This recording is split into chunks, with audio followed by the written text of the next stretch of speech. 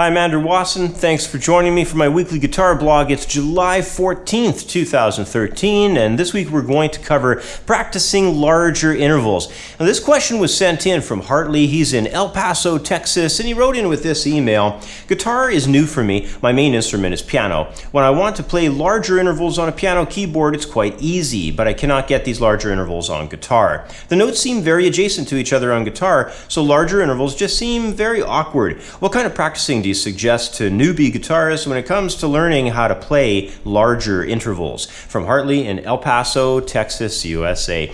Well, hey, thanks for writing in, Hartley. When it comes to breaking free from the very linear ways that we guitar players initially study our scales in, I think it's very important to realize that getting a larger interval range together means that we'll need to practice string skipping.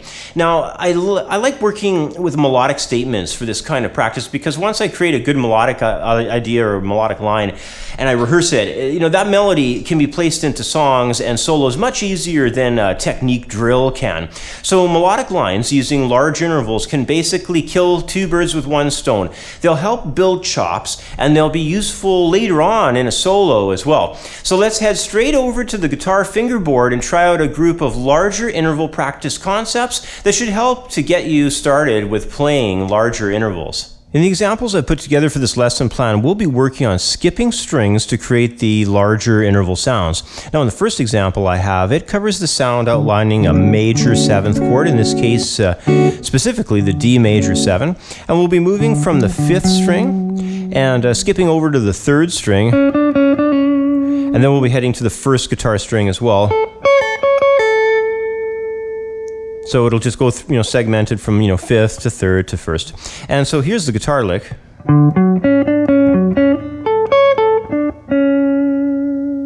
And one more time.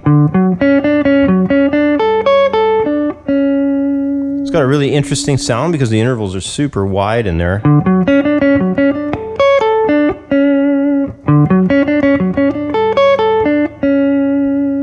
Really spacey, interesting sound. So that's example number 1, just to get used to some playing over a major 7. And for example number 2, I'd like to continue the idea along in the key actually to a minor 7. So we're in the key of D major with that last one. We're heading up to the 2nd chord, which is basically E minor. And you have to keep in mind too that even though we're kind of specifically, putting these on chords here, you got to realize that these, can be played on triads. You could use it on a power chord situation. I mean, it doesn't matter. Even though we're doing 7th qualities, they can apply to triads or even power chords, like I said. So keep that in mind. It'll be really expanding the use of them, of course. But in my second example, it's really going to be pretty much the same example from the first that we used, only now we'll be covering the minor tonality here. Just moving up inside the key of D major, so I'm on E minor now. And here's the second guitar lick example.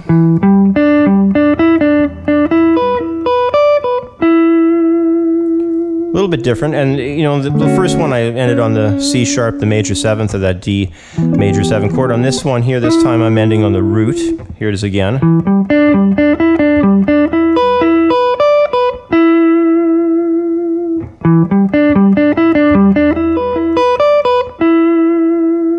Okay, so that's a pretty cool one. Very similar to the first one, though. But next, I wanted to add in a little bit more to the technical side with the use of some legato technique. I've included hammer-ons and pull-offs to generate a slightly stronger sense of phrasing with this next one. The sounds of these larger intervals are really unique, and I think if you can add in some legato, it sounds super cool. So we're going to be moving still in the key of D major. We're going to be moving to the 5th chord of the key, which will be an A dominant 7th. So that's the 5 in the key of D major. So now for this example, what we're going to be doing is starting on the 5th string with some hammer-on pull-off action off the root and the flat 7 of that chord. Then we're going to head up to a 9th fret on the 3rd string, do the hammer-on pull-off idea against 12th, which is the flat 7 again. So that's the 5th chord tone and the flat 7 on that 3rd string. Then we're going to head up to the major 3rd, the 9th fret of 1st string, the C sharp, and then use the E again, the 5th. And then we're going to head back down to that 3rd string, Finally wrapping up once more on the 5th string. So we're moving from 5th to 3rd to 1st, back to 3rd, back to 5th. So it's pretty, it's covering a pretty large area here. Here it is again. Really takes on a different color when you add those hammer-ons and pull-offs into it. Kind of an interesting sound. Now let's move to the final example I wanted to cover in this one.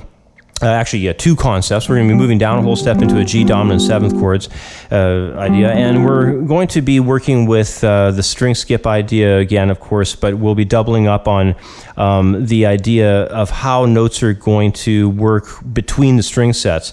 And what I mean by that is we're going to jump from 5th string over to 3rd, then we're going to head back to 4th, so we're going to be going in between, basically. And then we're going to jump over across from there from the 4th string to the 2nd string, then go directly to the 1st, and then we're going to have a slide that's going to wrap up the line. So we're going to stay a little bit longer on that 1st string.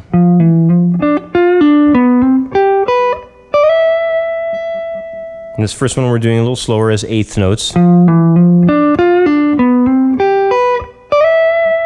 Here it is again.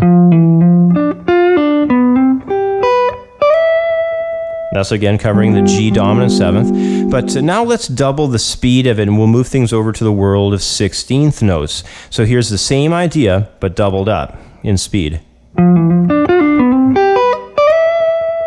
Here it is again.